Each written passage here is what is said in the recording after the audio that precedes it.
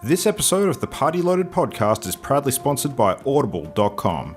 Check out their awesome catalogue of audiobooks with over 180,000 titles to choose from. And be sure to grab a free audiobook on us and support the show by visiting audibletrial.com/endgame. Let's party.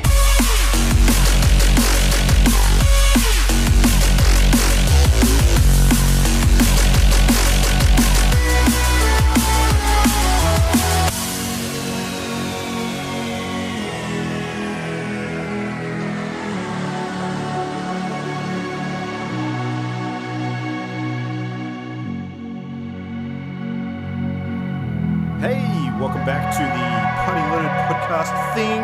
This is Luke Ratelek. We're sitting here on Wednesday, the 17th of August, getting ready to chat about the games and the videos and the stuffs. Got some people here to join me, as always, to talk about said topics.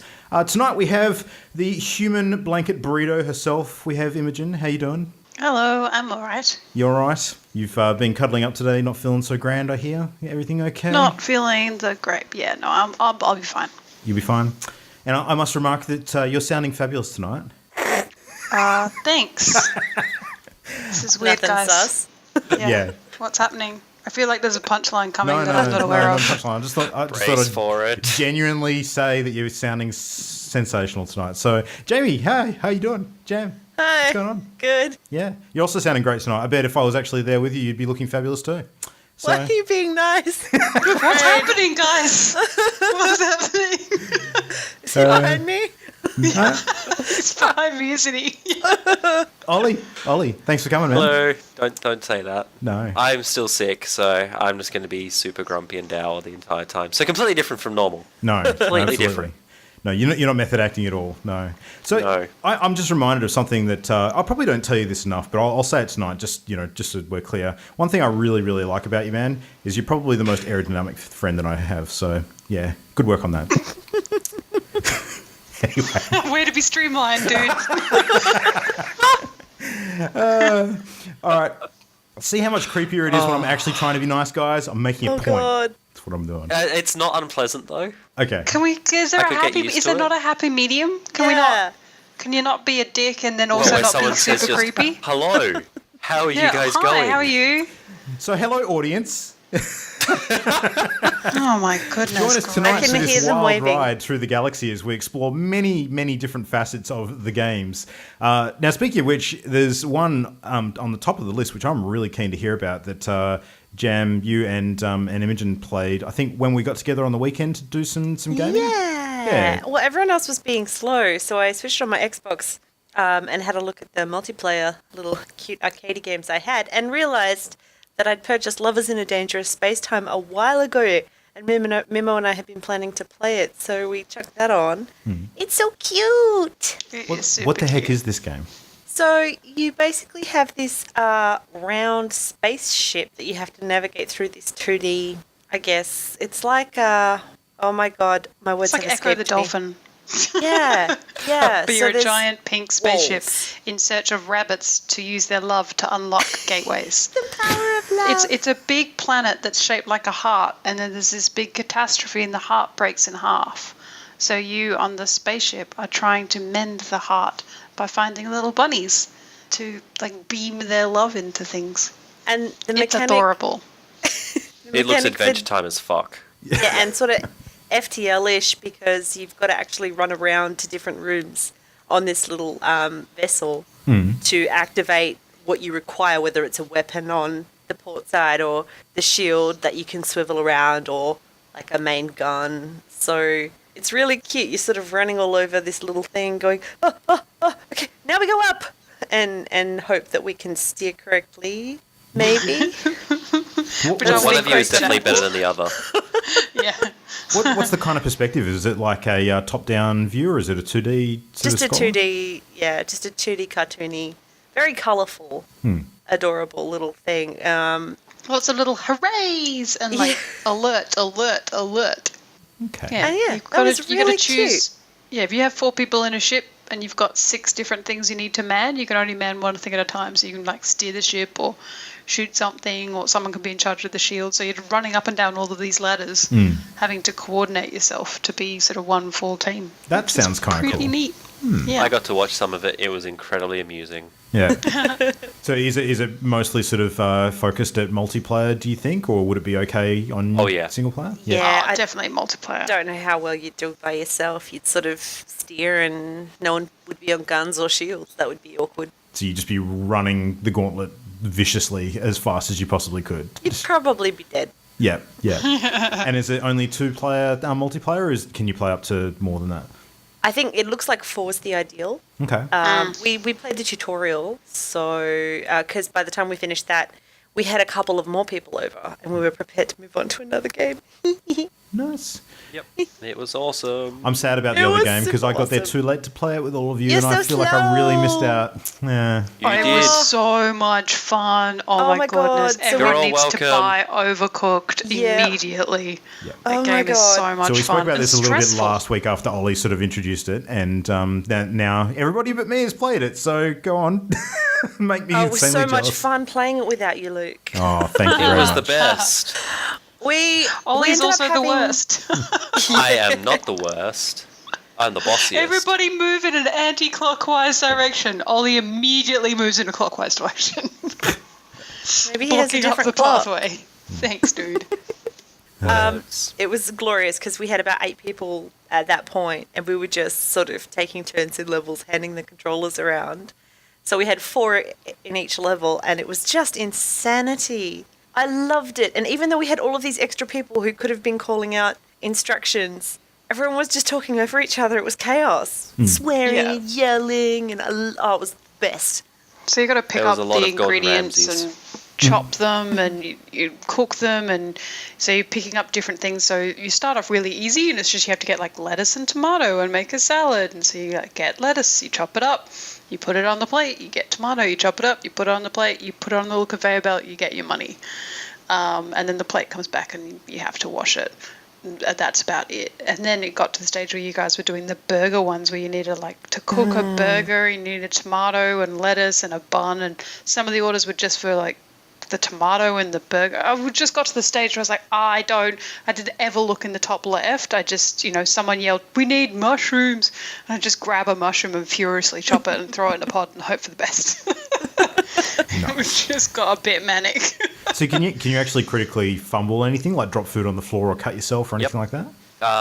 You can drop stuff on the floor, You can but burn you can things. also burn things, which lights things on fire, and that's why there's a fire that extinguisher on was the map. so Right. worse. I had to grab the fire extinguisher. I'm like, fire, fire, fire. And at that stage, it was just only, you can't walk through each other. So there was only one space around this massive middle kitchen bench. And so I had to run around, get everyone else to move out my way, grab the fire extinguisher, and everyone else had to run past the fire. So that I Oh could put it dear. Yeah, it was super cool. Yeah. So one thing I Good way kind to of wasn't yell at your friends. clear on from last week when we were talking about it, is it actually co-op, or are you competing against each other for high scores? It's co-op. Yeah, It is co-op, okay. 100% co-op. There Yeah. is no way you can do this. There is a if you're competitive working mode, against everyone. but we didn't try that. We only tried the campaign. Right. Yeah.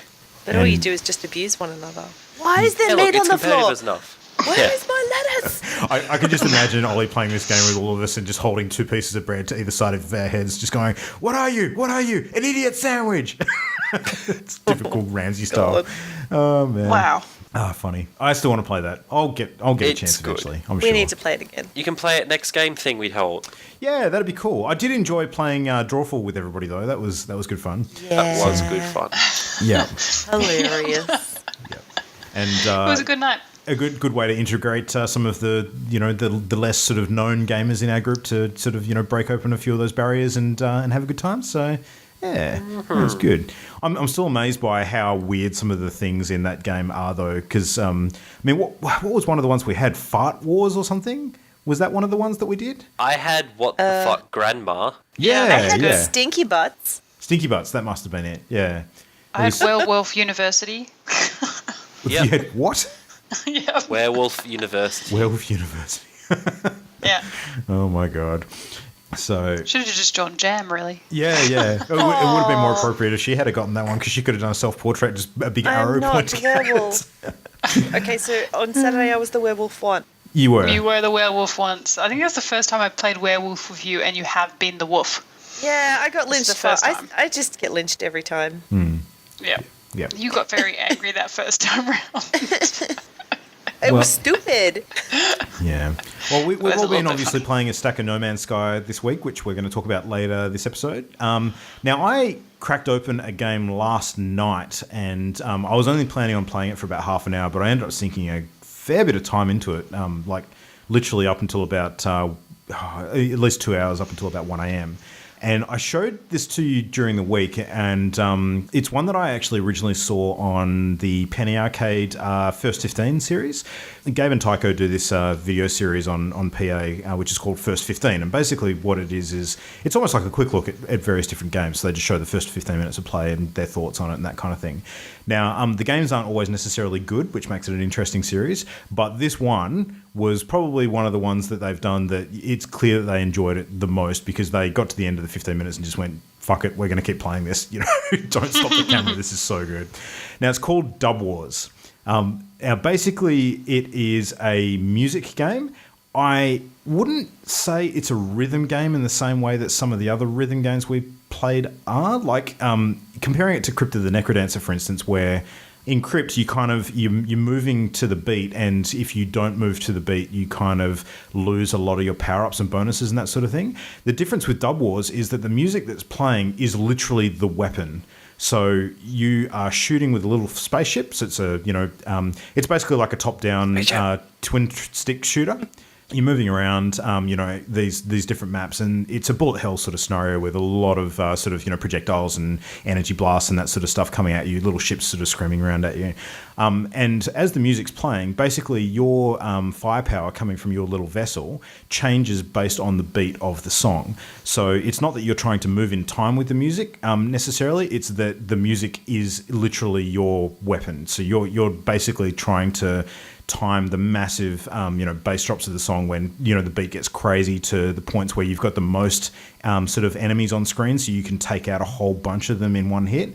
But it actually provides an interesting challenge in that there's some of the low parts of the songs, like when it goes into a really melodic kind of phase, where you're basically putting out hardly any offensive firepower. You really need to play evasively and try and dodge everything, because you just can't attack back. So but yeah, it's a really interesting game. It's pretty hard. Even on the basic levels, it takes a bit of practice to kind of know what's coming. The visuals are really stunning. Like I showed you guys a couple of screenshots where it's very bright sort of neon lights. It's very, very dubsteppy. Like the whole aesthetic is spot on with what they're trying to go for. Psychedelic. Yeah, that's a good way to describe it, actually. And even more so that there's almost like a sea creatures theme that sort of permeates throughout a lot of the levels. It's kind of like a mix of tech and sea. So like there's little sort of techie jellyfishes and sharks and big piranhas that kind of, fly around after you on most of the levels. So it's almost like if Cyberpunk met, a fish tank, essentially. That is a very odd description. Yeah. When you play it, you'll kind of understand. But one of the things that I really love is that there's like a power-up system in the game where you can basically collect these little symbols from defeating enemies on screen. And they're little power units, which in the game, they're called wubs. And if you collect enough wubs, you can basically power up each of your different abilities after the level finishes. And the power up screen is basically a mixing board, so you can actually push up the different Power of wub. Yeah, exactly. And it gives you a better chance of going back into the level with increased firepower, increased health, all these different variables you can play with. But there's a whole bunch of different difficult settings for the different maps. There's about 10 of them, and they're all quite different. There's one map in particular which it looks like you're in a Dyson sphere, and you are sort of shooting and shooting and shooting, and then all of a sudden the background starts rotating, and it just throws you completely for a loop. Like you you feel almost ill at one part because the whole world is just spinning and it just messes with your eyesight quite a bit. So Sounds really cool. oh, it's great. I highly recommend. Yeah, I was vomiting the whole time. It was amazing. Yep, pretty much. Well, it's like going to a great, sideshow attraction at, an amusement park. You're on one of the world's scariest roller coaster rides, It's awesome fun. I felt like vomiting. So, yeah. No, it's great. You should check it out. And it's $10 US, I think, so it's not like a break-the-bank kind of game. And if you're into that kind of music, and I don't mind a bit of, electronica sort of stuff, you'll probably enjoy it. Wub. Yeah, that's it. And also this week I've been playing a Stack of Hastone, which has been the new One Night in Karazhan stuff, which has been pretty cool. So that came out around this time last week, I think. So I've completed the first section of that.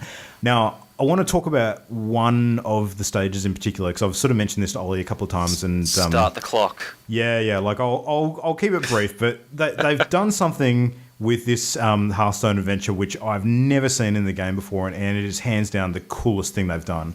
So one of the the whole thing is basically you're in Karazhan, so Medivh's Mage Tower. Anyone who's familiar with World of Warcraft lore will sort of be familiar with it.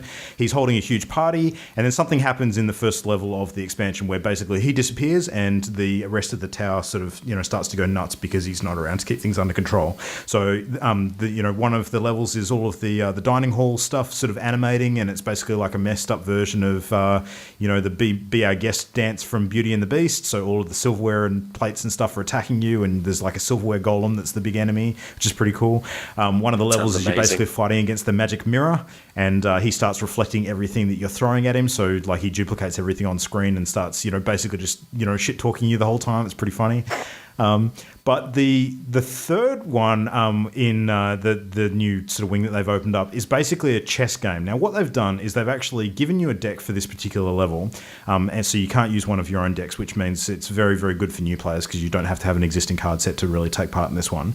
The deck that you're given is basically chess pieces. So you have pawns, you have bishops, you have rooks, etc., etc. You've got everything except for your king, because your king is essentially what you're trying to prevent the enemy from attacking. And the way it works is instead of regular Hearthstone where you can sort of play creatures and play spells and attack things as you choose on the map, with this one you play pawns and all of your different chess pieces, and they can only attack directly forward. So with the way that the creatures sort of land on the field, that means that you're always going to be attacking directly forward into one piece, or you're going to be on between two pieces, and you'll actually hit both of them at once.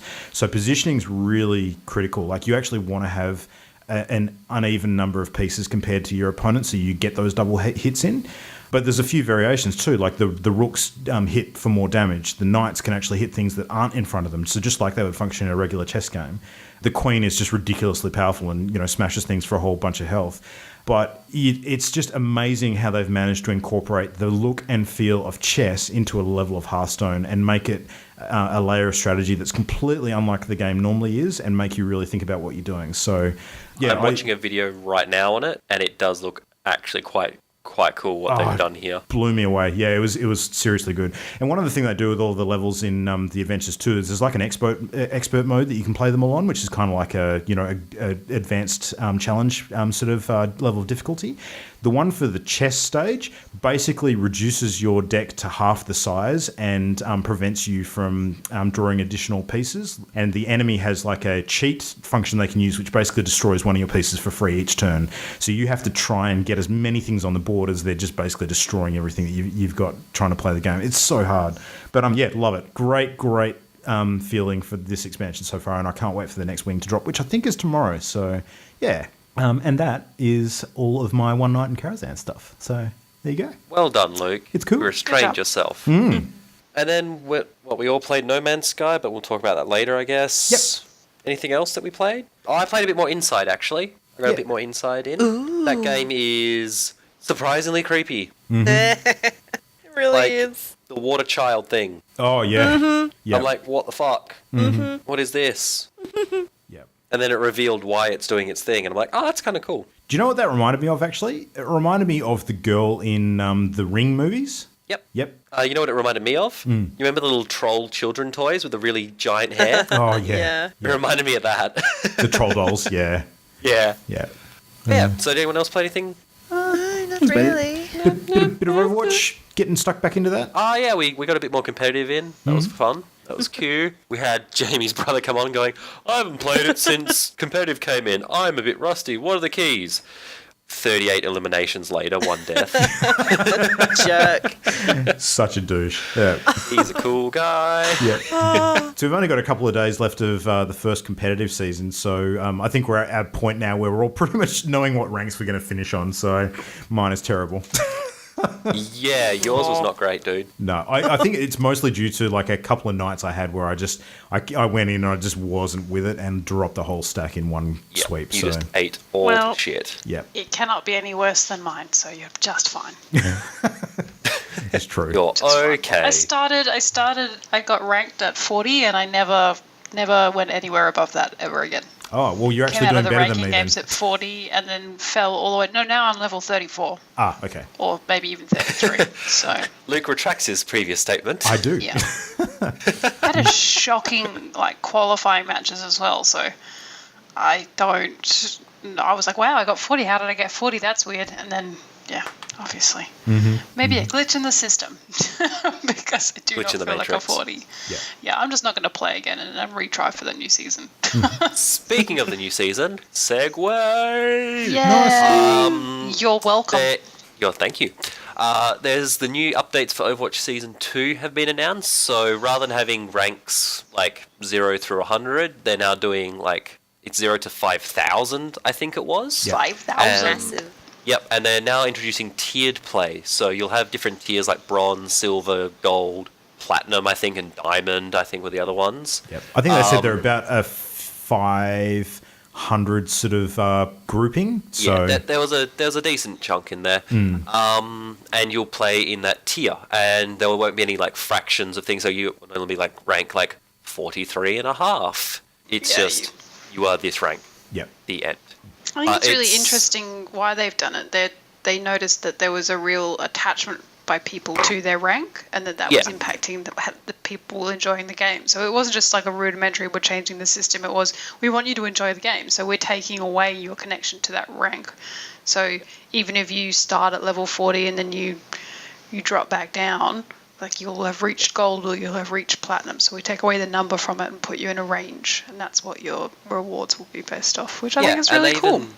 they said that whatever your highest thing you reach is what you'll get rewarded for. So if you get up to gold and then have a shit night and you drop all the way down to silver or whatever because you just get your ass handed to you all evening, then you will still be rewarded for achieving that gold tier. That's pretty much exactly how Hearthstone rank play works as well. So Correct. in Yeah, and I Hearthstone, feel if that's you the make way it to it rank should 20, work. you can't drop below that, and whatever chest sort of level you reach, that's the one that you open at the end of the season. So, yeah. Yeah, The and high I watermark. prefer that. Yeah. I do too. Well, this season as well will take into account your highest mark. It's just that people, even though they'd reached, even though I reached level 40, I feel shit because at the moment I'm level 34. So they're removing that. And so I'll say I got into gold. So even if you just get into gold, you'll get the same reward as someone who was in a high gold who didn't quite make platinum. Absolutely. Which is, pros and cons for each, but I quite like the tier system. I'm surprised that tier they system didn't as start well. with it in Season 1, because that was the model they used for Heroes of the Storm. I thought they would have kept consistency with their properties. Remember, however, that when they were bringing out competitive play, they said there were other things that they wanted to change based on the feedback they got from the beta, but they weren't going to delay it any longer. So I feel Fair like enough, yeah. these are all probably ideas that they wanted to implement, but they needed the time Get the time. to build Yeah. it. Yep. I get And that then they feeling get more as well. information. Yeah, they get more information when more people play it as well. So they'll, look, we'll just double check we're on the right track and not delay the game. So It's really it hard feels to very test much like competitive play. Like, it's not like they can get this kind of feedback in the public test realm because people aren't really competing for what they perceive as real stuff when it's in a test realm. So Yeah, 'cause it will disappear. And even then, it's a much more limited environment as well. Yeah. You have like I don't know how big the test realm is, but I presume it's only maybe tens of thousands as opposed to millions of players. Yeah. So they're also introducing the sort of grouping system, so you can't have massive ranges of ranks anymore. I think it's only in your tier now. So if Luke has a really shit evening, it's slightly different actually. They've said that it's going to be people within roughly a number sort of bracket. Oh, that's right, the number band. Yeah, but they've mentioned that they're fairly flexible on that. Like they're kind of walking a tightrope with this one, where they won't allow people to be able to play with their friends, but they don't want to have that disparity between people who are vastly different levels of skill. So they've got to get that happy medium where they're basically hitting both of those marks. And I think that's a tough one for them to do. So the fact that they've said that they're going to be a bit open to feedback and maybe adjust that as the season goes on, I think is a positive sign for them, because I think, for us in particular, and Imogen, you're an exact example of where this might actually be a concern, is if we go in as a group of friends and, some of us do our placement matches separate to the others and end up being different ranks, then that preventing us from playing together would be a really negative play experience. That'd be crap for us. So and I saw the announcement and I kind of initially went, well, great, then I guess I'm not playing Overwatch anymore. But in the end, when you're going to have to look at discouraging players like myself versus engaging players like you guys, then they're probably, I'm not really their target market for competitive play anyway. So well, no, and that's the thing. It's not like you're they're not going to play Overwatch ever again. Correct. It's better that they design the experience to keep those who competitive play is a bigger deal too. And I'll still play quick play and jump on, and I've got another game to play now. And we will happily play quick play. Exactly. So whilst it's a bit crap that, we won't necessarily play competitive play unless, I put some serious time into the game, if you've got a group of friends who play, then they probably will just go, we'll play a couple of games of competitive and then we'll hop on and we'll play some quick play with you. Or how about we warm up and quick play for a little bit with, Imogen, and then play some competitive play. So it does suck a little bit, but I think for us overall, it makes more sense for them to, competitive play should be targeted at players who are competitive. That's not me. Yeah, that's fair. Yeah. So there's that. What else was there for competitive play? The purple cubes, the changes to the currency system. So the currency system. So they're timesing by 10. All the reward, like if you have currency at the moment, they're timesing the amount you get and the amount you have at the moment by 10. But then they're also increasing the current reward, which is the golden guns, cost by 10. And so the only reason I can possibly see them doing that, because otherwise it's a completely pointless gesture, is that they're bringing in smaller rewards that you can get. That's the only reason I can see them doing that, rather than sticking to what it is at the moment. Well, I'm okay with that. I think it would be good if they varied the amount that you got from games based on your performance. Like, I think one of the things that sucks at the moment is that you can play a competitive game and you don't win and you get 0 competitive points. It'd be cool if you got maybe a couple for a loss and maybe the full 10 for a win. It encourages you to keep playing. Or base it on medals or interior, just something. Yeah, the cards basically. At the end. 1 point for every card. Cards or medals, anything. Yep. Yeah. I agree. They need to do a little bit more with that.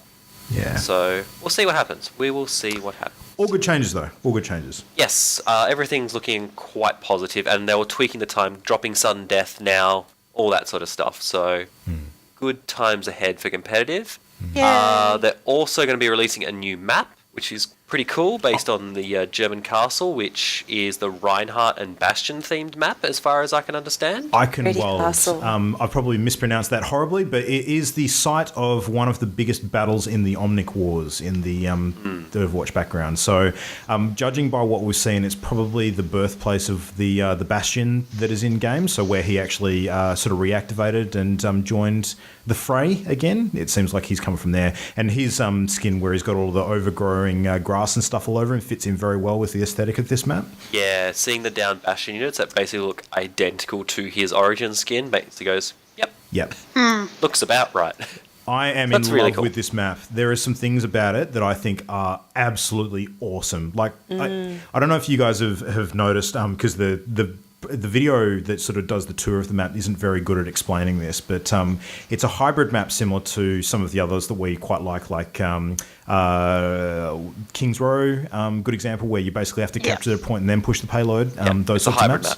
Yeah, it's a hybrid map, but this one's a reverse hybrid map. So the way it's built is you've actually got a battering ram, and the whole point is you're sort of starting off with the payload and pushing the battering ram up to the castle doors, breaking through the doors, and then that allows you access to the capture point.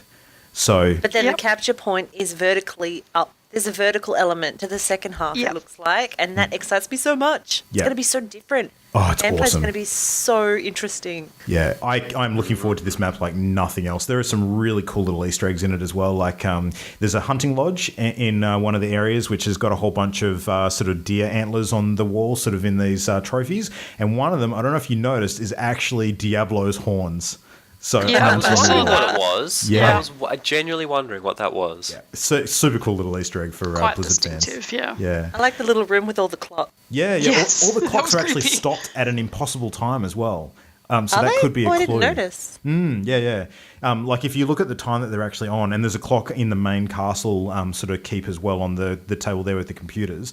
The clocks are all stopped at a time that is actually theoretically impossible for clocks to be on. And a lot of people are theorising that this might be yet another one of the clues to future Overwatch releases that have been dotted around a lot of the content they've released so far. Forgive my ignorance, but how can it be an impossible time? Well, if it's 11:55, you won't find the... Oh, it's about the rotation of the hour hand And the minute hand, proportion to the rotation of the minute hand. I'm with you now. Yeah. Yeah. Okay. Yep. Yeah. I'm with you So now. like when it's half past the hour, Yeah. the hour hand has to be halfway through the points, and the minute hand's at Yes, the same. that's a Yeah. better explanation. Yeah. I know what you're meaning now. Yep. Cool. That makes sense. And then to tie in with that, we're getting new Bastion animated short. Yeah. Yay! Which seems I'm a like fan with. great timing if this is his map. Some might say convenient. Yes. I hope he It'll be good. sings. If he doesn't sing, Aw. I will be disappointed. Yeah. He's one of the there's got a bit sweetest where he- characters. Like, everyone loves to hate him because he's always player of the game, but I do appreciate Sorry. Bastion. It's the best. I mean, especially like when I've played Symmetra and you sort of give him the shield, his little like thank you is the best. Yeah. Yeah. So cute. He's got a Little lot beats of and I bops. have the singing emote for him as well. That's entirely fun. Aw. And he's got probably one of the Voice line, best sorry. sort of little additions from the summer games as well, which is the Bastion Rock'em Sock'em sort of pose. Yep, the boxing Bastion. Boxing Bastion, which I managed to unlock the other night, much to Ollie's frustration. It's like one of the only unlocks I want from the summer stuff. Pretty much the only one. Yep. You son of B. No, it's great. But yes, so that's the news in Overwatch. Nice. And then Yeah. StarCraft happened. StarCraft. Well, StarCraft kind of happened in Heroes of the Storm, it seems. So, Yes. like a lot of these announcements are coming out of like Gamescom is on this week. It's a thing. There's a lot of sort of interest Small there event. from some They've major heard of it. developers. Thing. Yep. Blizzard is there, sort of, doing their bit and holding a bunch of sort of press conferences and bits and pieces to announce stuff they've got coming up. So one of the other things that they announced at Gamescom was there's a huge content patch coming to Heroes of the Storm, which is basically introducing a whole bunch of StarCraft-themed content. So there's 2 new maps coming.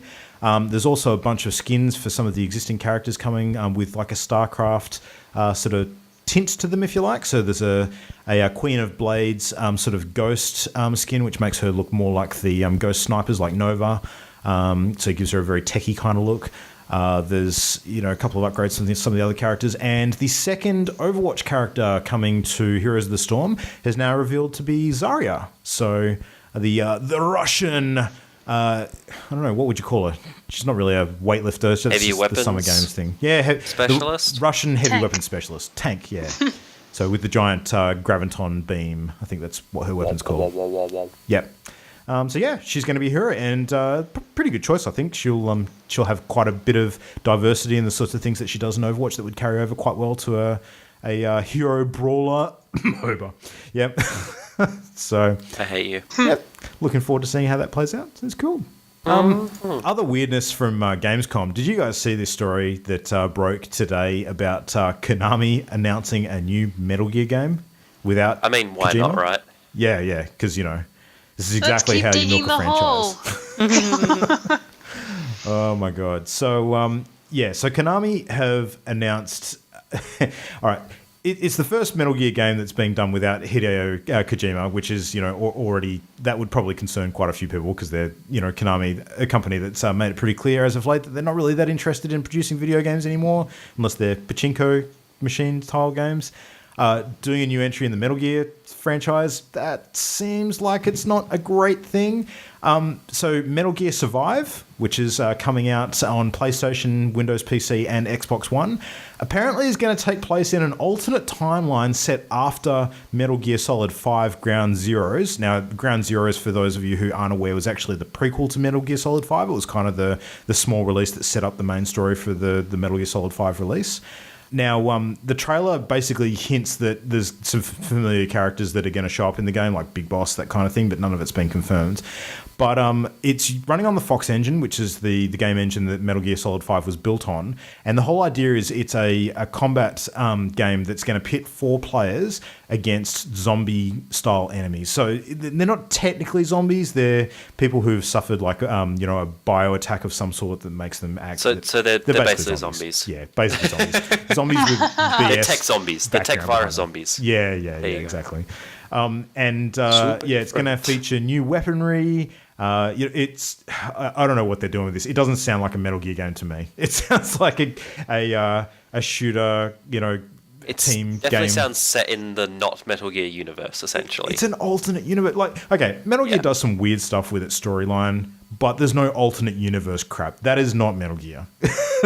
Well, it is now, Luke. No, it's not. No, it is. It's not Kojima. It's not Metal Gear. People said so. That's what I'm saying. No.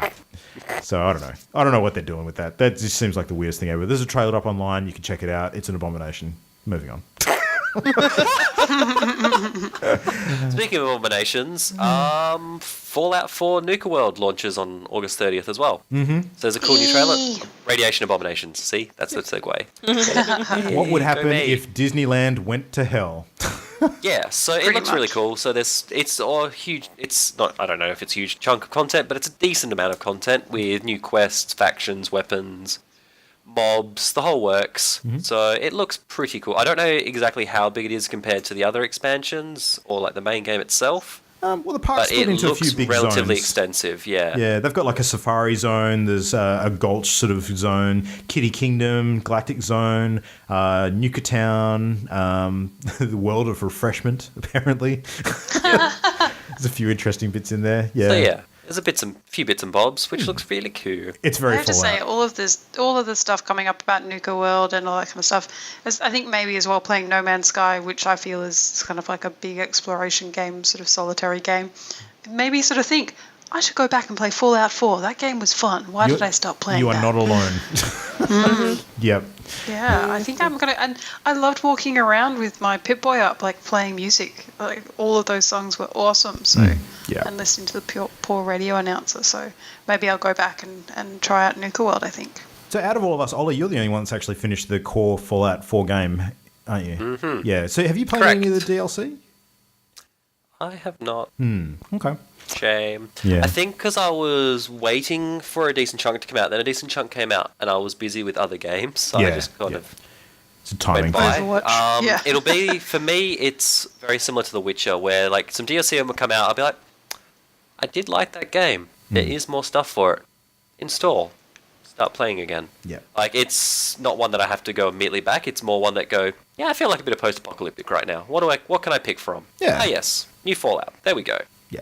Yeah, absolutely. Like, that's more the way I tend to roll with DLCs like that. Especially when it's a sizable chunk of content too, because when you get to the end of a massive game like Witcher, you probably don't want to play that big sort of content add-ons immediately. Like, you want to space it out a bit because you're playing. No, and usually the plot goes, here is the plot done. And you're like, yep, that was good. And then you might later on be like, and now let's keep going. What's the next part of that? Yep. Yep. Yeah, you don't need that straight away. And generally, if you go, cool, there's 2 or 3 DLCs, which there is now, that's basically a whole new game. Yep. Like, that's just another game at that point. Yeah, I think so exciting. My voice broke. The Fallout DLCs have been, decent size as well, except for some of the stuff that's not really new level areas like the Wasteland Workshop, which is more about your base building stuff. But I think there's been at least 2 story expansions. I think one of them was the cyborg themed one, and another one was the one that came out immediately after the game launched. I can't remember the exact names of them, but yeah, there was some decent story sort of chunky stuff there. So I'm going to nod my head and say yes. Agree. Yep. Yes. You can't see it, but I am nodding my head. Nice. Well, you know what else you can do when you nod your head now? You can actually look up and down in Minecraft, because Minecraft is now playable in VR as of this week. So, Woo! there you go. So a bit of a stealth update. So there's a free patch you can download now for Windows 10 edition of Minecraft, which basically now allows the game to work with the Oculus Rift, and you can play full Minecraft with VR support. So, and I think this is one of those games that would work pretty well in VR. It seems like a good fit to me. So, yeah. Would you guys play agree. Minecraft in VR? I would definitely try it out. I would 100% try it out. I think I'm waiting for HoloLens. Yeah, ditto. So I would AR, still play not the VR. shit out of it. Like, don't get me wrong. Like, if someone gave me the Yes. Oculus, one of the first things I'd ask to try would be Minecraft. Yeah. I would get it purely just to put it on my son and watch his brain melt and explode. he would be in kiddie heaven. He would love the crap out of that. So, yeah. Have to adjust those straps. Oh, my God, it would be hilarious. Yeah. So, it'd probably freak him out a little bit. Because, I mean, there's some stuff in Minecraft that's kind of scary. Like, you think about the nether, it's basically hell. So, Yeah. It's just hilarious, you know. Don't sit too close to the television. Here, I'll strap this screen to your face. yeah, you're not wrong. Oh, the world has changed. The world has definitely changed. Yeah. Another interesting way in which the world's changed. Have you guys heard about this this new project for the Mr. Robot game that Telltale is producing in conjunction I with have now. Night School Studio? Yeah. So, all right, Night School Studio, for those of you who haven't heard of this particular dev, it is basically the makers of Oxenfree. So you may have heard of Oxenfree. Oh, okay. Yep, so a game that I'm definitely planning on getting back and checking out because I've heard very, very good things about it. Telltale we all know, of course. So they have basically gotten together as a partnership and produced a game for the Mr. Robot franchise. So Mr. Robot's a TV show that's in its second season now. I think it's about halfway through its second season. I've been watching it a fair bit.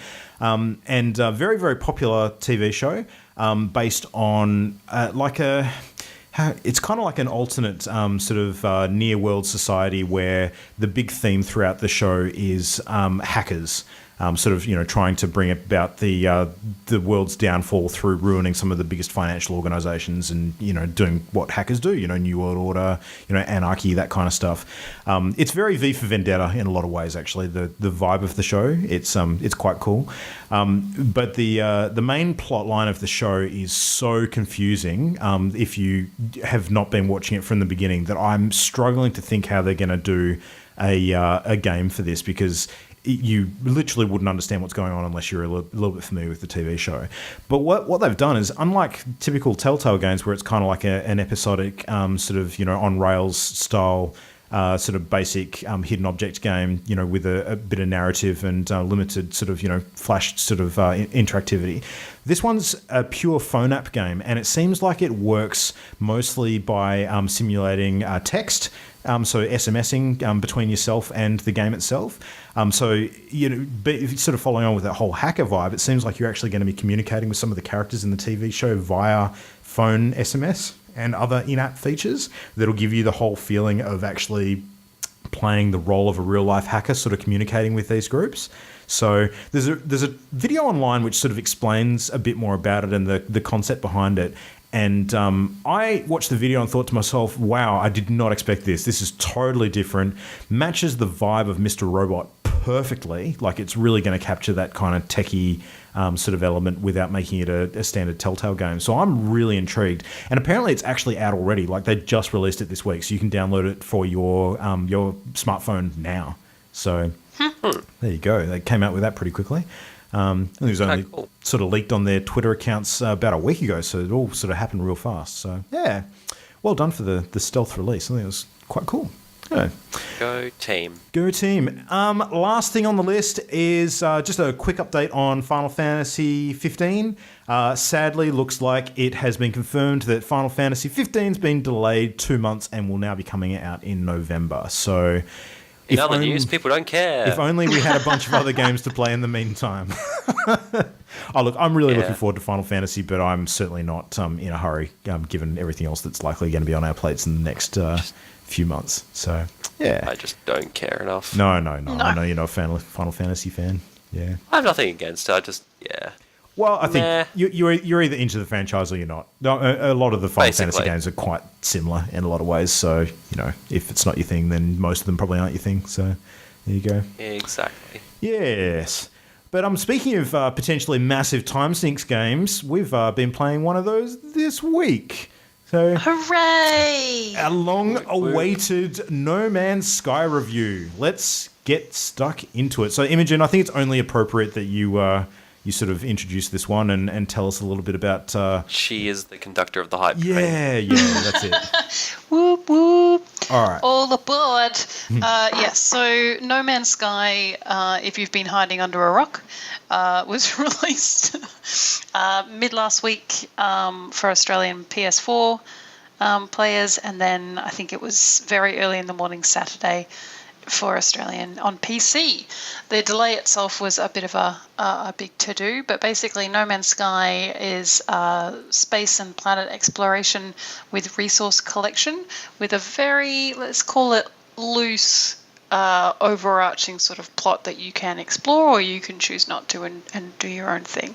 It is a game that I have been waiting to come out for almost 2 years, and I'm super happy with it. There's some very small things that I have a big problem with, but the rest of it has just been fantastic and has not disappointed at all.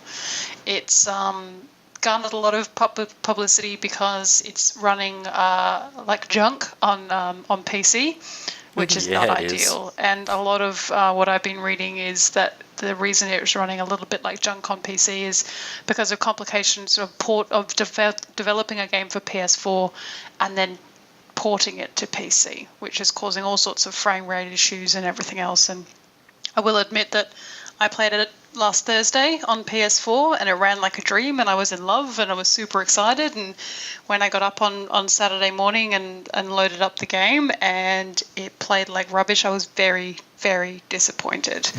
I initially thought that maybe it was just my computer, but as I went to the internet I found a lot of very angry people who were having exactly the same issues as me. If you are playing No Man's Sky or you want to play No Man's Sky on PC but you're holding off for buying it, be rest assured that there is settings that you can change, and there's lots of things on the internet now that will help you. Some big drivers got released today for the major graphics cards. Didn't do shit for me. No, it didn't help you, unfortunately. I mucked around with mine on Saturday and actually found out that there's a feature on my graphics card which will optimize games. It scans my PC for certain games and has optimized settings for those games. And so after doing that and basically turning everything to low, because I run, my computer would not be considered quote unquote beefy at all. It's running okay. So I'm not getting the full experience. It's not going to look as beautiful as it does on Ollie or Jam's machine, that's for sure. But it's running all right now. It's much easier and a much better experience on PS4 and has sort of started giving me a little bit more respect for the PS4. I will say it's not been a platform that I've sort of lent towards before, but this has been really good. It's a great console. It really is. Yeah. It's super good. You've been PS4 guy since day one, so I wasn't going to take your word for it. I had to experience it for myself. The interface on that, by the way, just side note, is just a pile of crap. I don't know if it's because I'm used to Xbox or whatever, but PS4 need to get on top of that ASAP. Yeah. There's a big update coming for that in the next month, actually, which is interesting. So we'll see. I'm not surprised because that was difficult to navigate. Anyway, we all ended up picking it up, and the biggest surprise for me was, listening back to last week's episode on Saturday and hearing Ollie say, I'm not sure, I'll see how it goes. And then, day one, Ollie was on there playing with all of us. So what convinced you, Ollie? I like having an informed opinion because I'm not an asshole. Okay, fair. Wait, what did you call us? No, that was literally the reason I picked it up. I would not be surprised if a bit of it was the the peer activity of us all jumping on Mumble and having fun times together as well. That's a big selling point when it comes to these kinds of experiences. It's definitely a high level of traffic in our Mumble channel at 11 a.m. in the morning on a Saturday. That's for sure. I don't think that's happened before. There was a lot of people online going, "Oh my god, I just found this thing. It looks like a butt," and getting very excited. The biggest thing for me I found is the game is, I think, still, even with my crappy settings, very beautiful. There's certainly been a lot of times where I've just gone, wow, that looks amazing.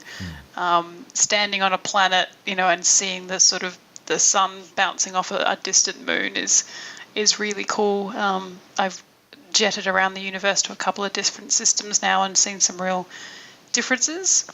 But I am now at the moment sort of starting to see the bones of the game a little bit, which is what I say when you start seeing the mechanics behind the game and it all becomes a bit formulaic for me. So I don't know if you guys are finding the same things. It's like I go to a planet, I find these space stations, I do this, I find this in X space station, I find this in X space station. Whereas before it was like, oh, I found an abandoned building, guys, like this is exciting, what am I going to find? But now I've kind of realised that all of the abandoned buildings are the same abandoned building. To be fair, that's most games, though. Yes, yeah. Most games, you go, this new thing I found is awesome. 20 times later, you're like, it's this. This is worthless. Ditch this. 10 seconds later, I'm done here. Yeah, it's not a commentary. Yeah, it's not a commentary on No Man's Sky. I'm just saying that I've reached that point in the game, which for me I call I've got to the bones. I've figured out, the core part of the game, and just sort of following along the path. It's pretty good. You can make 3 sort of distinct choices, or as far as I can tell at the moment, I'm obviously not finished the game at this stage, but you can choose to follow a quest, I guess is the best way to put it, but it's very, very loose. You certainly won't be given any question marks or exclamation marks to follow. Well, you almost don't even know what you're signing up for when you get the option. It's kind of very subversive in the way that it's literally like, presents to you. Flip a coin. Which one do you want? Yeah. And I think there's opportunities later in the game if you choose to go the other way. I've heard people saying, "Oh, I encountered this thing and I don't know what it is," and it's. I'm being very general here because I feel like even though it's a very loose quest line, it is a brand new game and people should. The big part of this is figuring it out for yourself and seeing it for yourself. And so everyone in our group has been really good. It's like, oh my gosh. And everyone's like, what? And like, oh, don't worry. You'll figure it out. And everyone's been really good at not sort of giving too much help and letting people sort of discover things, because I think discovery's the main plus here. Or you can just do free mode and just super about the stars and become a botanist and biologist and scan all of these animals. How did that go for you, Jam? Oh my lord. So I'm only on my 3rd planet, and only just on my 3rd planet after about 11 hours, because I was determined to 100% my 2nd planet. Wait a minute, hang on, 11 hours? Surely you've put more time in than that. You've played this game more than I have. Yeah. No. Really? Okay. Yeah. Wow, maybe I've actually put in more time than all of you. That's bizarre. Okay, cool. Go, continue. Definitely more than me. So yeah, I had all of these creatures that were running around over and over and over again, slight variations of the same species, and I ended up just very slowly crisscrossing this planet, trying to find the last species that I hadn't scanned. And after many, many hours, I finally see these tiny little birds, tiny, flying in circles above, I think it was an observatory. Yeah. And I couldn't scan them from the distance I was at because they were too high up. And then I tried to shoot them with my mining beam, and that wasn't working either. So I jumped into my spaceship to see if I could, slow flyby, shoot them with my spaceship weapons, and they disappeared.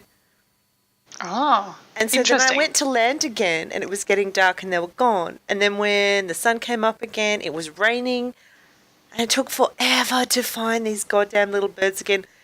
And I still had trouble shooting them. I ended up getting my brother, who mucked around with the jetpack and the mining beam, and eventually managed to kill one so that I could run up to it and scan it.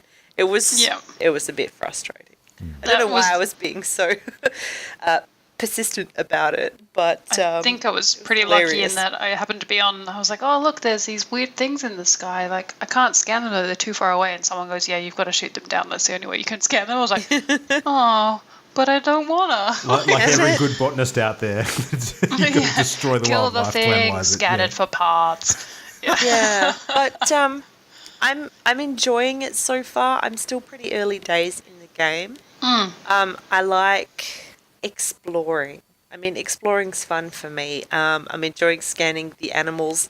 I'm not changing their names too often unless something distinct about their appearance just inspires me to change. And that's, I thought I'd be name. naming everything. I was like, everything's going to have a name. And the first planet was like, this is my first planet. And I can't remember even what my first planet is called. But every animal or plant on this planet will start with an A. So I had like Arthur the antelope and Abigail the shrew and like all of these different A names. And by the time I got to the second planet, I was like, nope.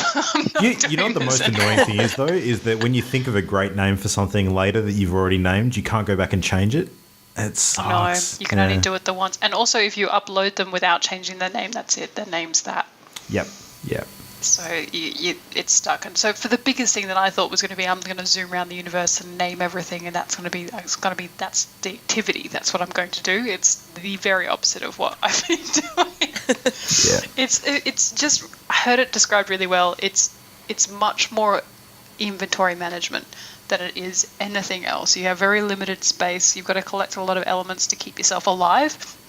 Ollie, you had landed, I think, on 7 planets in a row that just wanted to burn you to death for whatever reason. Or freeze you to death. Freeze you to death. I went or were from high toxicity. minus 80 to a planet which was only minus 50, but also minus 50 in the water. So that was nice. Balmy. And it was mostly an ocean world. Yep. So the entire solar system was just in the negatives. It was great. And I got to one planet that was 1 degree, and I was like, oh, this is remarkably pleasant.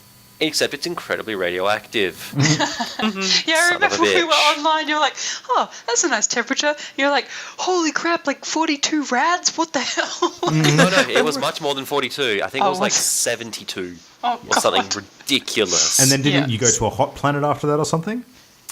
No, I've yet to be to a hot planet. Okay, when you do get to a hot planet, planet, you basically will have simulated yourself as a microwave dinner. So starting off frozen, getting radiated by the microwave. Getting radiated. Then we need to leave you on the bench for a couple of minutes. Yep. Yeah.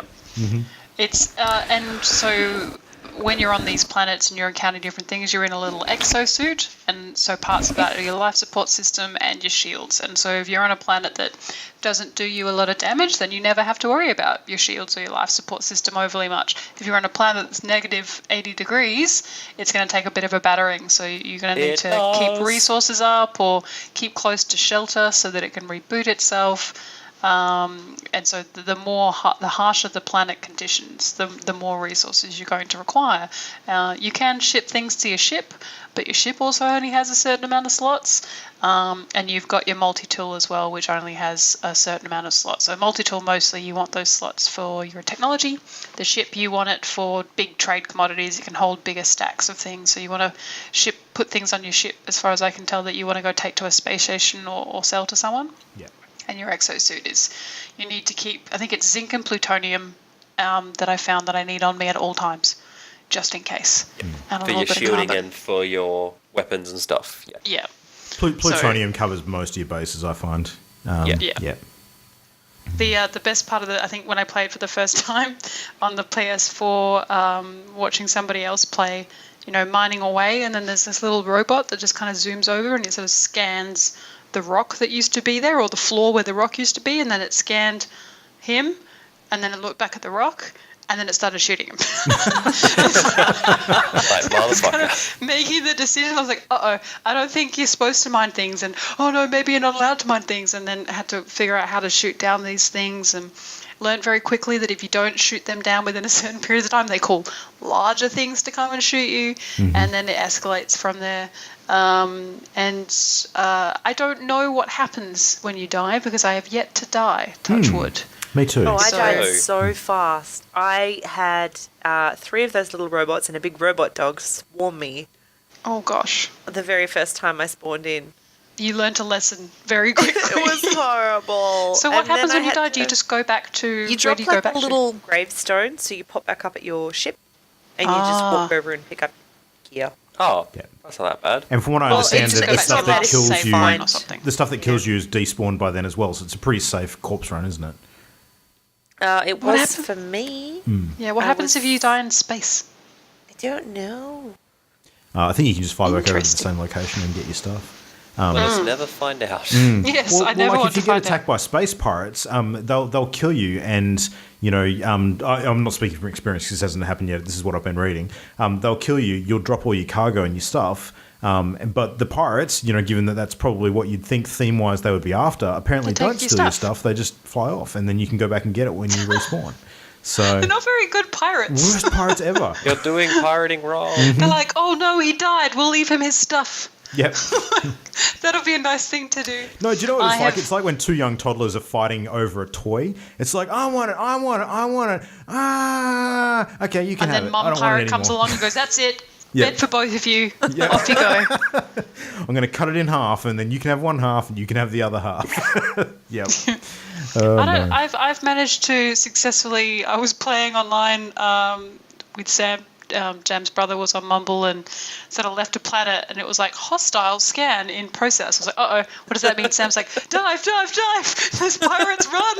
I'm like, oh no, I don't know what to do, and kind of went back down, did a couple of things on the planet, I really need more space. I got to go sell some things at this space station.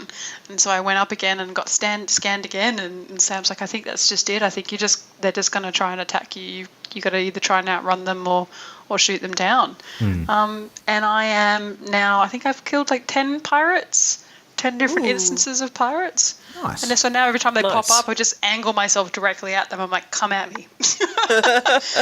I'm sure that's going to bite me in the butt as I progress into sort of a higher level, I'm assuming, systems. But to date, the pirates haven't been a real threat. You just got to make sure you've got enough on you to sort of keep boosting your shields. And the pirates are only in space when you're flying in your main ship. Is that right? In space. Correct. Yeah. Yes, so that's why he was saying that if you dive to a planet, apparently they can leave you alone. But then I've heard reports from other people of them following you onto planets sometimes. So I don't know what's happening. The weirdest thing about this game for me is that there was one particular thing I was stuck on, and so I Googled it, because if you get really stuck on something, I'm like, I'm just not sure I'm doing the right thing, and I Googled it, and there's this sort of unspoken rule amongst people that there will be no wiki, there will be no Google to find out how these things happen, and slowly little bits and pieces are coming out, but there's no sort of central wiki developed for the game. It's almost like all of the things that we had as a problem with the game in terms of its development and it being delayed, and everyone's saying there's not a lot of information out there, and they're not really confirming or denying anything, and that's causing lots of problems. It's almost like the game itself, they don't want to confirm or deny anything either. It's all about, you have to figure it out. We're not going to hold your hand through it. You can play the game and sort of discover it for yourself, and that's been my experience. Like I'll start along a quest line and then just kind of lose it for a bit and forget what I was doing and scan, and then it just pops back up. Yeah.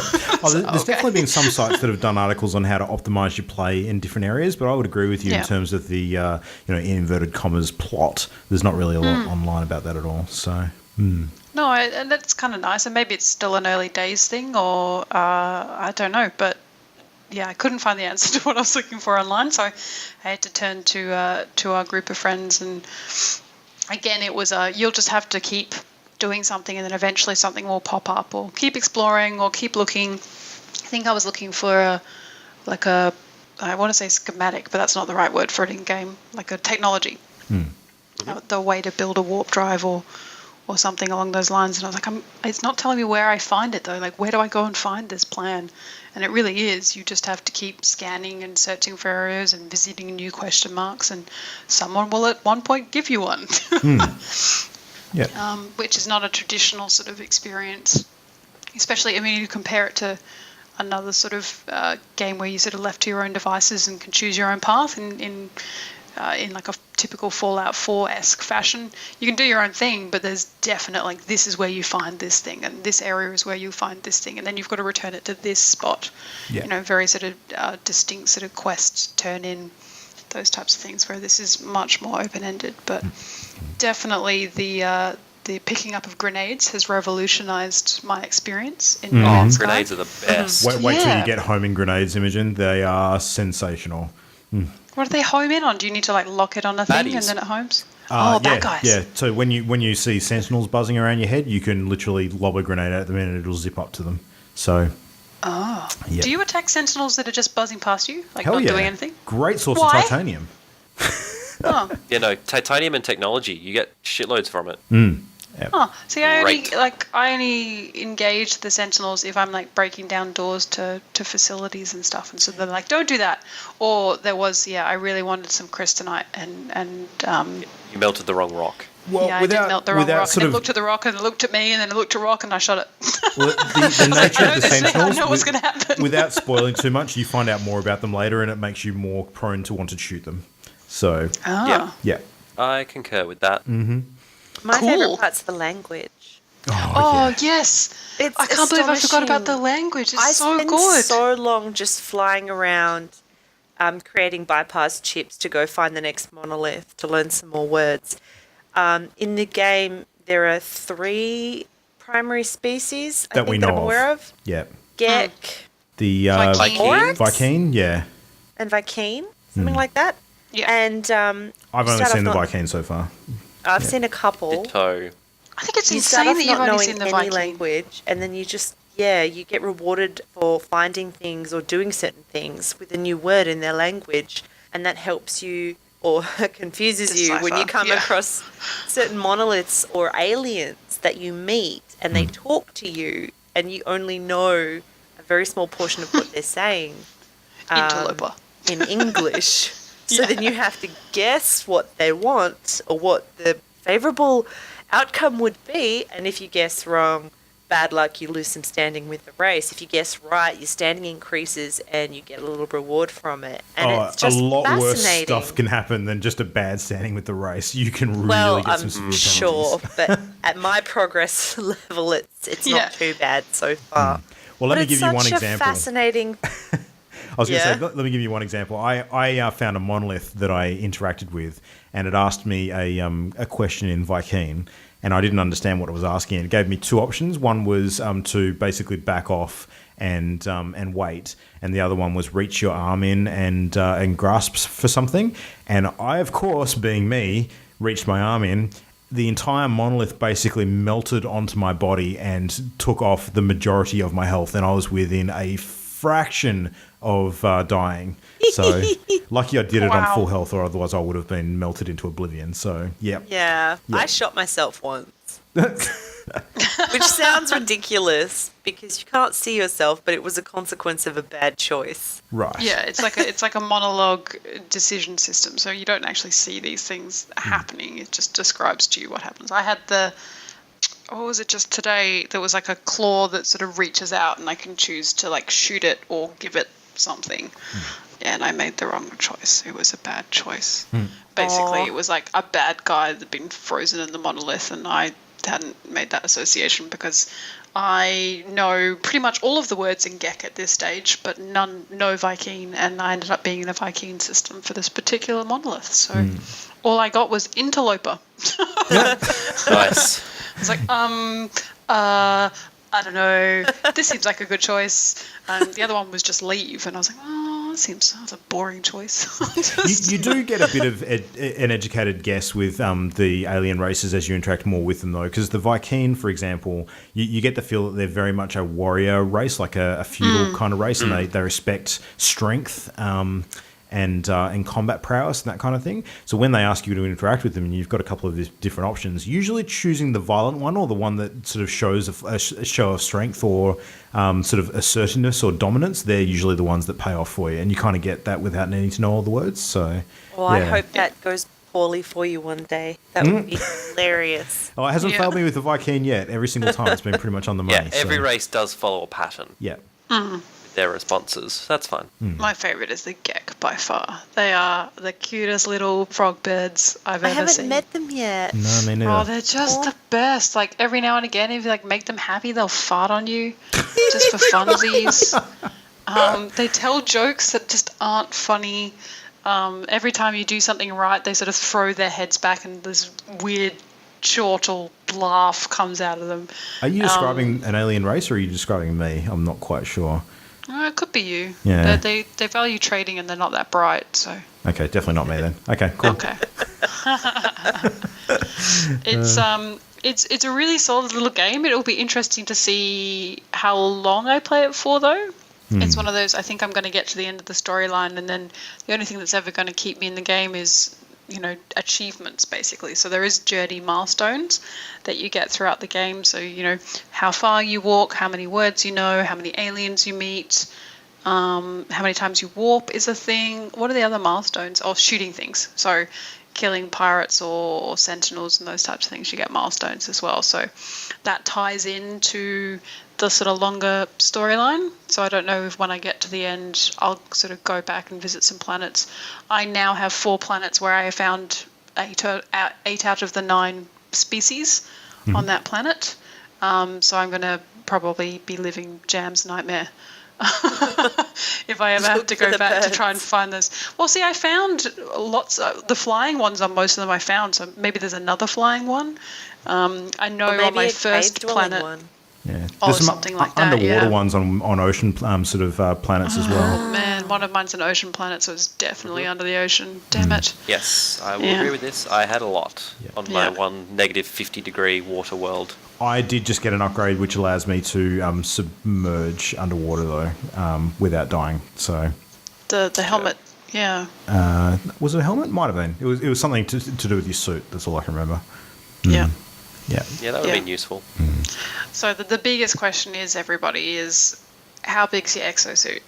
What's your exosuit? So slots are important. Slots are a major deal. You can increase the slots on your suit by finding these little drop pods throughout the world. Which look exactly like drop pods from Warhammer 40,000. I was about to say that. Every time we talk 3 about doors this, you instead guys of bring it 5. up. Yes. Identical. Like, it's almost like they've ripped the design straight out of Games Workshop IP. For a slap in the IP with that one. But it's got 3 doors, guys. It's different. It's different. That's completely different design. It's I'll completely send you a different. photo later, Imogen. You cannot possibly argue after we show I'm you not this. refuting it. I'm just, you guys are just really like on this point because that's It's like because the we're 17th. Warhammer nerds. That's It's why. like the 17th time I've heard this conversation in 3 We're not days. speaking to you. We're speaking to the audience. Okay. So. Yeah. Okay. Yes. All right. You're welcome, audience. Welcome to my world. Get used to it. But yeah, so the exosuit upgrades, I think I'm up to 23 slots, which is costing me like 140,000 units now to upgrade my suit, which is must be just about 5 bankrupting me. behind. It seems like you're overcompensating for the lack of size in your multi-tool, is what I'm hearing. Yeah. So that was a fun little story we found out about. Do you want to care to explain that to us? So everyone's talking about your exosuit, and I know how to get some extra slots in that. When it comes to your ship, it's about the amount of money or finding a crashed ship that you repair, which at this stage of technology is sometimes a really difficult choice to make. But the more slots on your ship, the better. And then it came to multi-tool, and all these people are talking about having like a 10-slot multi-tool and those types of things. And so I've just got like a 5-slot multi-tool, which I think is only 1 extra slot above what you start with. So for everyone playing at home, your multi-tool is basically used for mining resources and combat. So you upgrade it with various different functions. Gun and your grenade. So at the moment I have like a mining laser, my visor thing, a grenade, and like 1 upgrade for... Oh no, the bolt caster. So it's just full. I've got no upgrades to anything. Nothing's boosted. I've just got like the bare minimum tools. The standards. The standards. So I can't use any of this fantastic technology that I'm finding. So I've traveled around my favorite planet, which is Narnamim. So if you find it out there, let me know. As in Narnia, but with Mim on the end. Nice. Solid. Well, because I landed on this planet and it was just beautiful. It was all snow and what looked like fir trees, or Christmas trees. And it's just really, and you crunch through the snow. So it was just kind of like Narnia. So I called it Narnamim. Anyway, so I've basically been to every single space station, drop pod, every question mark I've flown around. It's the majority of my 11 hours, or no, probably 12 or 13 hours now, in the game has been on this planet. So every time I've gone, I'm getting all of this tech. And today I was online just before the podcast. I was like, I don't understand where you guys are getting multi-tools. Like everyone's saying, oh, someone will ask you to hand it to them and they'll give you a better one. I'm like, that's never happened to me. Like, no one's ever asked for my multi-tool. But I'm also not meeting a whole stack of aliens on spaceships or anything like that. I'm meeting them mostly on planet. So maybe that's it. And they're like, how many slots is yours? And I said, well, it's 5. or 6 or whatever the starting sort of amount is. The mind like, boggles. Yeah. Yeah, And I like, basically was horrified so at it that. turns out that every single one of these little on-planet space stations that I'm going that have an alien in it, which has been many, I'd say upwards of 30 odd I've been to in the time that I've been playing this game, I get lots of tech upgrades. I can see the tech upgrades on the wall, but apparently I've entirely missed these little canisters on the wall which hold new multi-tools, much like the exosuit upgrade. So the first one's free, and then from then on you have to buy upgraded ones if they're better.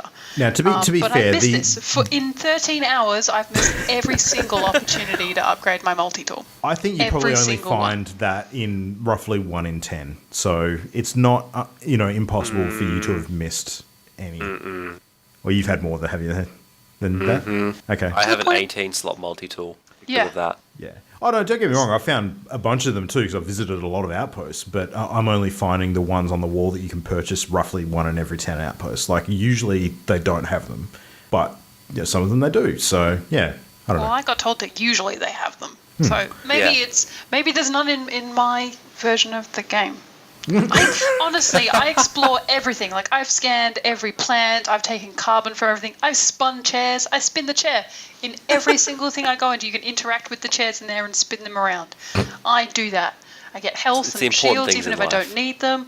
And I've entirely missed the opportunity to get my multi-tool. So someone's going to send me a photo of the next one they find, so I know what I'm looking for, because I've obviously just assumed it's part of the scenery, that I can't interact with it. Yeah, look, unless you know what you're looking for, it is easy to miss the first couple of times, I must admit. Yeah, so, well, I missed it the first couple of billion times, so good for me. Good but, job. I've got this far through the game with a teeny tiny multi-tool, so it's not all about size, guys. Yeah, it's not all about size. It's about how you use your tool, absolutely. It is, it's There's about the how woman you use it. bragging about how big her exosuit is. But it's not all about size. So many pockets, so much room for activities. Good to know. My favourite thing about the game to date is finding the V for Vendetta monster. That was the best. It's amazing. Which is effectively like a giant cow with a V for a face. So it's just the letter V. So it's almost like I was watching Sesame Street and the letter V walked in on 4 legs. So when you named it, did you call it, instead of bovine, Bovie? That's what you should have called it. No, it's called Vendetta. Oh, okay. That's cool too. Yeah, V for Vendetta. Mm-hmm. So I think we got it that had one. like the eyes on the top of the V, and the front of the V was bright blue. So it was just a regular like sand color, but the face of it was bright blue. I guess for me, one thing that I was expecting is, and there's a video out there at the moment which I recommend everyone looking up, which is just called No Man's Sky Apologize, which is them showing like a trailer for the game, and they put like the Jurassic Park theme over the top. And then it cuts to actual game footage and the music changes entirely. And there's this just upright Tyrannosaurus Rex, but also with tiny legs, waddling around. And that's been my experience in No Man's Sky. All of these animals are weird as shit. Like there is... Yep. I found there was one of the first animals I found on the PS4 that just had like backwards duck feet for no reason. Huh. Yep. Yeah. And then also certainly procedurally generated. It is. I mean, it takes me back to my Spore days when you would try and make like the weirdest 8-legged animal that you could. That's not a bad analogy. Could actually. a compliment. Well, Spore has been the big thing that a lot of people sort of mentioned in terms of the animals, especially since when you're on the same planet, like Jamie said, if you're looking for that last animal, you scan everything because it could be just a variation that you haven't noticed. So something runs past and you're like, oh, definitely I've scanned that one before, but it's a different color slightly, and so it's therefore turns out it's a that one different has 3 species. legs instead of 7. That one's only a small one. I am getting a good laugh out of the descriptions. So the gender descriptions are really good. I've had gender described as exotic, which I found quite a few animals whose gender is exotic at this stage, which I am enjoying greatly. I think the V for Vendetta one You're was... enjoying them greatly. Well, I'm enjoying the descriptions. Yep. High-class Yeah, lady. I I did a loop there. Imogen. Sorry. You did. That was uncharacteristic. What is happening with you? Dear I'm me. We need to have actually chat. ill. That's why. Yeah. So, I guess for you guys, I mean, Ollie, was it worth you getting the game? Maybe. Maybe. Let's roll our sleeves up, Ollie, and get stuck into this one. I think there's a lot that we still need to cover. So yeah. All right. What do you want me to talk about? I can talk. I can do things. Look, I think from what you and I have spoken about, 'cause a lot of our points are going to be consistent. So you go. Just talk about the experience from your perspective with the gaps that haven't been addressed. Yeah. Okay, so for me, overall impressions. Mining, good. Tick. I like the resource gathering. That works well. Even the technology tree. Dumps of ores? Yes. The fact that I like it's just blob. Yeah, like that's fine. That works. Okay. No, that works for me. Crystals work for me. The tech trees and the tech upgrades, they work fine. Like getting extra slots, filling them out, that works fine. All good there. The trading, that works fine. Like the whole economy thing. The economy's quite good, actually. Yeah, I do like the economy I actually genuinely enjoy the economy. The combat is naff as hell, but that's to be expected because that's not the focus of the game. The flight controls for the spaceships are utter crap. Yeah, they are not good. Actually utter crap. To the point where a regular bug is you take off from the ground and it launches you into orbit, and you're like, thanks. I'm lucky that useful. hasn't happened to and me you've yet. just smashed me into an asteroid. Thanks.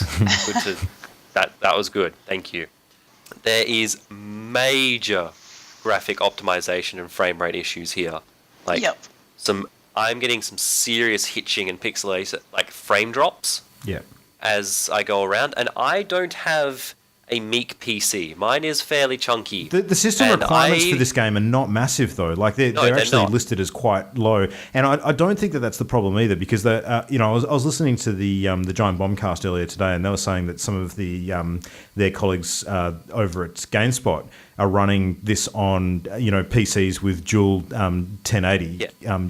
Built by the dwarves G-forces. of Middle Earth, sort of thing. Exactly. Yeah, and still having the same issues. So.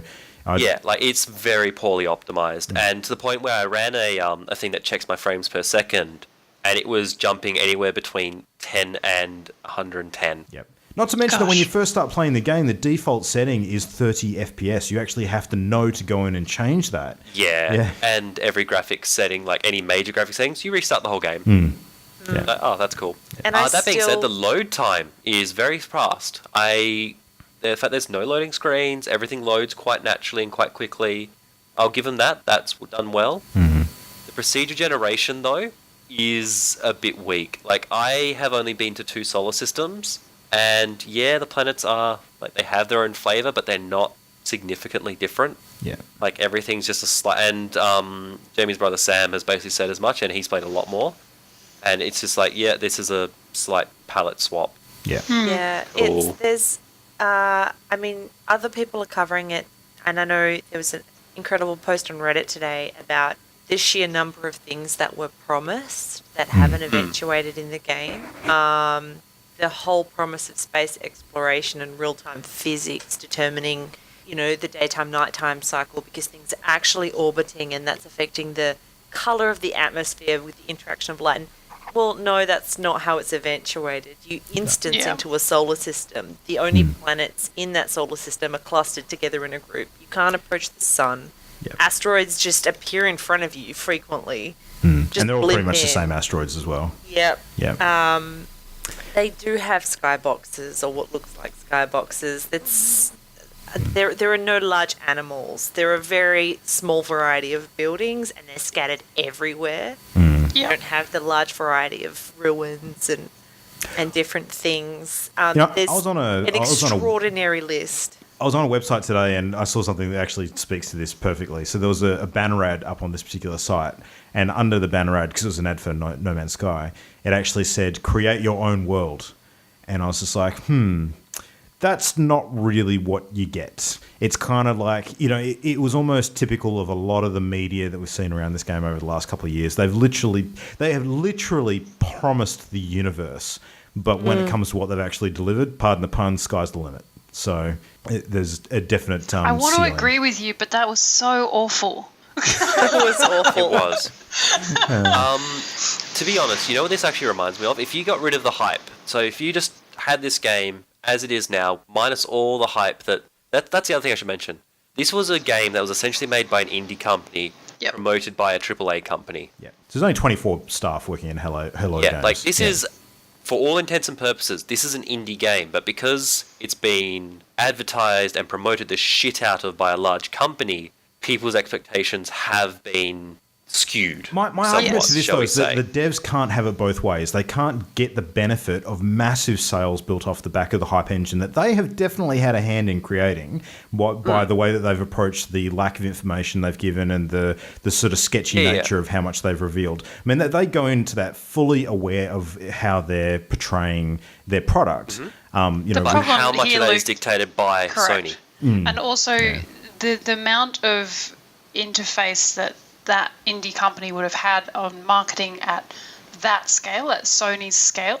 Like they may, they know certain things and they know big do's and don'ts, but there is a world of like traps and things that Sony have learned over time in the way that they market things and how that results. These guys, there is no way they had the relevant knowledge to translate what they wanted into what should actually, it just doesn't feel like there was a meeting between them going, okay, we want it to be this and this is what we're working towards, but we just don't think we'll quite get there. So this is what we eventually want, or this is the ideal, and we'll get here. Like they didn't sit down with Sony and they've basically, Sony's just sort of taken like an email where they said, we hope to get this, ignored the whole last part of the email, and then they've marketed it. Like it's just, it just seems like there's a real disconnect between what was marketed. But it's not just Sony either. No, but the devs are saying one thing and then Sony are marketing it and the other, and so expectations are just not aligned anywhere. There's things that have been said by the devs that just haven't happened. They just don't exist in the game.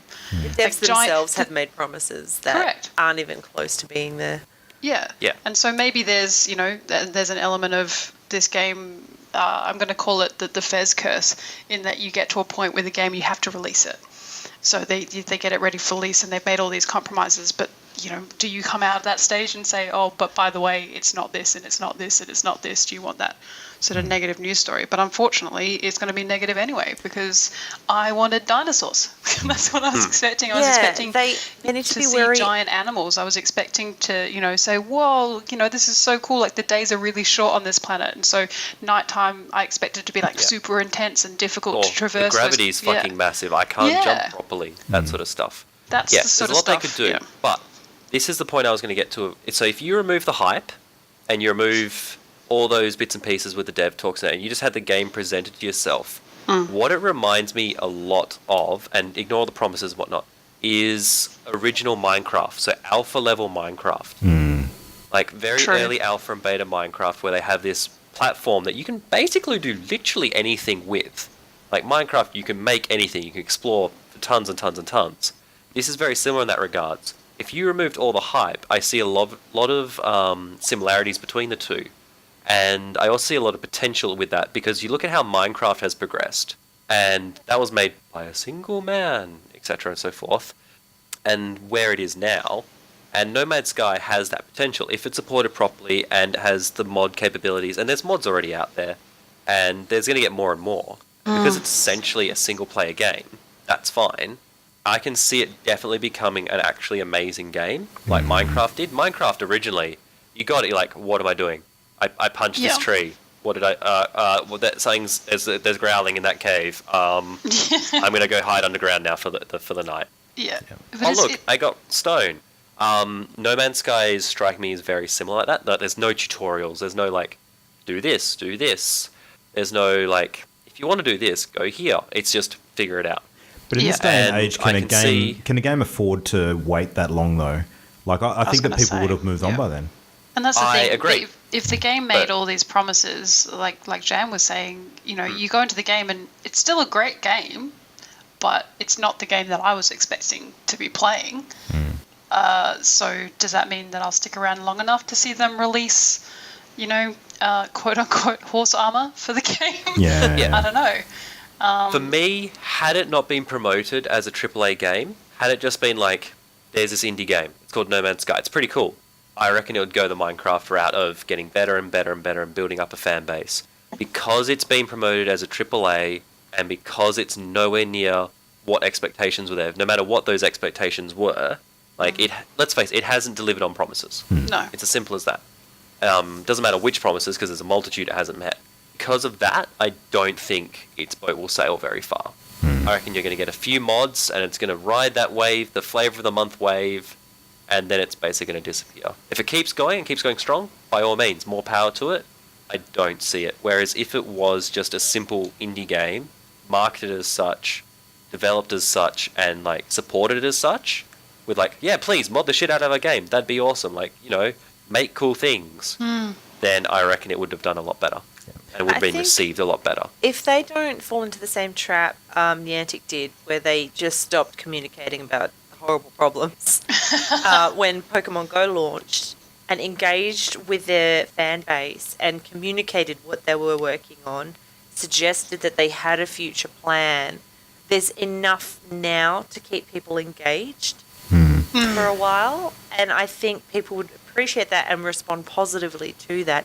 Because as it stands, there's a lot that I want to do in the game, even just with the mechanics that are in it now. Even though it's not everything that was promised, it's still intriguing for me, and I still want to pursue it. I want to learn the languages more and upgrade more, find new things, find pretty planets and plants and animals. So it's kind of early potential. days. I mean, Sean Murray, the head of Hello Games, has been reasonably active on Twitter this week, sort of giving updates on what they're working on with regards to server stability and the graphic driver updates and that kind of thing. So I mean, it's a reasonably positive sign so far. But I think the problems you'll find with a lot of those smaller studios on a big launch like this is they're usually too busy chasing their own tails and putting out fires to communicate properly, and they almost need a larger number of people in their team to be able to handle both effectively at the same time. Because at the end of the day, communication's key, but they also need all hands on deck to sort out the issues that are being raised. But see, that's where I think Sony's PR machine should step in. If they can utilize that for marketing, why would there be no support in the immediate aftermath? Possibly. That's a fair point. It kind of seems like... It should naturally follow through that support's there. Yeah. So, if anything, at the moment, Sony, for me, like you're saying, if it was just an indie release, and Jamie, I agree with you wholeheartedly. I hope that they come out and they engage people and say, look, this is, we hear you, we understand, we're working on it, and maybe we're aiming for this first, or this is the first thing that we want to address, and just talk to people about the game like an indie studio usually would, and like we encourage people to mod the game, and this mod, or like even if they came out and posted like, guys, check out this mod, it's amazing, it was made by this person, just that sort of stuff would be cool. But it just kind of seems like Sony have gone, we want this game because we feel like it's going to be big, but then they do nothing else. They just kind of go, here it is, and they put it on all of their stuff, but they're not. It doesn't seem like they're giving them help in PR. It doesn't seem like they're giving them resources other than potentially financial ones in terms of how to release the game and they're almost the pimp in this relationship. Yeah, it just seems like they're in it. They're in it just for in case it was a huge hit, and it's souring my attitude towards them a little bit at this point. But I wholeheartedly agree, Jam. I think it's a good point. If they just came out and were the indie that they are. And said, hey guys, like a little bit crap that about the PC release, but we're working on it, and hopefully you've all got this driver, and I don't know. And they're clearly passionate about it too. They love it. Yeah, they are so invested in this game. So I just I'm just hoping that they're working towards implementing that stuff over time. So to date, great. I had not installed it through Steam, so I can't actually keep a complete count on this, but I'm somewhere between 20 and 30 hours in. So I've had a stack of time to... That is a lot. Yeah. That is... Yeah. I can't deny that I've enjoyed the time in the game. I think that, for I'm all enjoying of it. Yeah, it's weird. It's like for all of its faults, I still am enjoying the game a lot. But unlike games of its type, where I can play them and still feel the desire to keep coming back to that well and drinking again, I'm kind of playing No Man's Sky at the moment with full understanding that I am definitely going to hit a wall with it. And I think I've kind of just started to hit that over the last night or so, hence why Ollie and I have been jumping in and playing Overwatch again. But like the biggest issue that I've got is that the game does some things remarkably well. Like the scope and scale of what it's trying to set up is incredible. There's no denying that. They have lofty ambitions when it comes to, providing a universe exploration game and all of the sort of wonder that can entail. But like a lot of the basic things are a letdown. Like Jam, you were sort of saying that the procedural generation of like the buildings and and that sort of stuff was very repetitive. Yeah. If they can get the variation in a lot of the creatures and even the plants to a certain extent, there's a decent amount of variation in those. To sort of keep things interesting. The buildings all being the same was a big disappointment. The interactions and they're so with, frequent. Yeah. The interactions with the alien species were pretty disappointing for me as well. Like, there's puzzles that you do in some of the outposts, which are, number puzzles, like they're sequence riddles, basically. And they're all virtually the same. Like, if you've done one, you know how to do them. It's no surprise or challenge at all. I mean, hands down, the best aspect of the game's sort of setting and exploration element is the language stuff. I love what they've done with the language stuff. If there were other games that involved sort of learning languages and actually putting that knowledge into practice when it came to solving puzzles and overcoming challenges within the game that require you to actually understand communication, this is a great example for how to do it effectively. I think it's a really good one that other companies could learn from. I agree completely. Yeah. It's by far just the best part of the game. Every time I find, I'm like, your new language. I'm very curious how many words there are for each of the races. Like, I'm up to about 60 Vy'keen words now, and I feel like I'm not even scratching the surface. I think that I'm probably not even a fifth of the available words out there. So it's going to be really interesting to see what else comes up. But yeah, but I feel I've gotten to the point now where the gameplay loop, like the mining, the selling, the upgrading your ship and equipment to get the extra slots and that kind of stuff, it's just into this non-rewarding cycle. Yeah, you just don't feel like you're getting enough for the time that you're investing in sort of upgrading your stuff. There's no... I mean, if there was a bit more of a narrative sort of structure overarching your actions and sort of guiding them with some more incentives that are a bit more varied, I think that could really help the game a lot. The repetitive nature is what's going to kill it for me more than anything, and I just don't think there's not enough payoff for that repetition, which is a real shame because I think there's some very, very easy solutions to that in terms of how they could plan ahead and actually give players a bit more to work towards. But like Ollie, you made the comparison before that the modding community is going to be really interesting to see what they do with this game.